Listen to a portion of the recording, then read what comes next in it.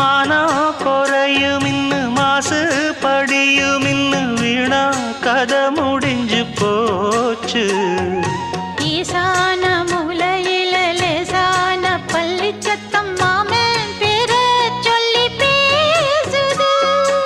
ஆறாத சோகந்தன்ன தீராம சேர்த்து வச்சு ஊரும் சேர்ந்து என்ன ஏசுது.